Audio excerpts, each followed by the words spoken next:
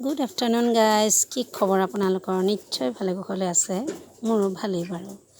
আজি মই আপোনালোকক দেখুৱাইছোঁ, এইটো যে দেখিছে কি গম পায়নে? এইটো হৈছে আমাৰ পকা পুখুৰী।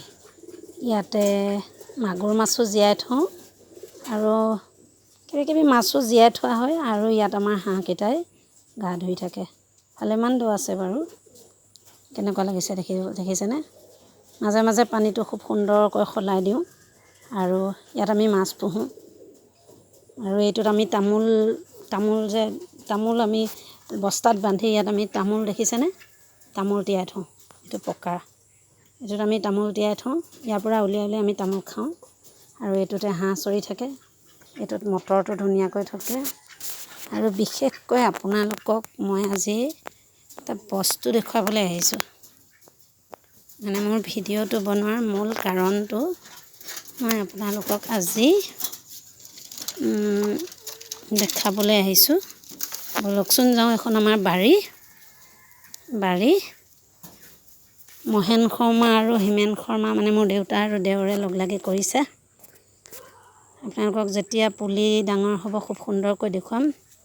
ৰাতিপুৱা 5টা বজাতে মহেন শৰ্মা আৰু হিমেন শৰ্মা, মোৰ শহুৰ দেউতা আৰু মোৰ দেওৰটোৱে লগ লাগি এইবিলাক কৰে। ইয়াৰ মাজতে দেখুৱাইছোঁ জলকীয়া। এইবিলাক জলকীয়া লাগি লাগি এতিয়া বুঢ়া হৈছে, আকৌ নতুন জলকীয়া আনিব। এইজোপা হ'ল আমাৰ নেমু। এয়া কি পুলি আপোনালোকে কমেণ্ট কৰিবচোন বাৰু। এইবোৰ পুলি, এইটো আটাইতকৈ ভাল বস্তু এটা আছে। এইটো কি গম পায়নে? এইটো কি বস্তু মই নকওঁ বাৰু আপোনালোকক, নিশ্চয় আপোনালোকে গম পাইছে আৰু নিশ্চয় মোক কমেণ্ট কৰিব। আৰু বিশেষ কাৰণে আহিছোঁ মই এতিয়া আপোনালোকক দেখুৱাবলৈ আহিছোঁ।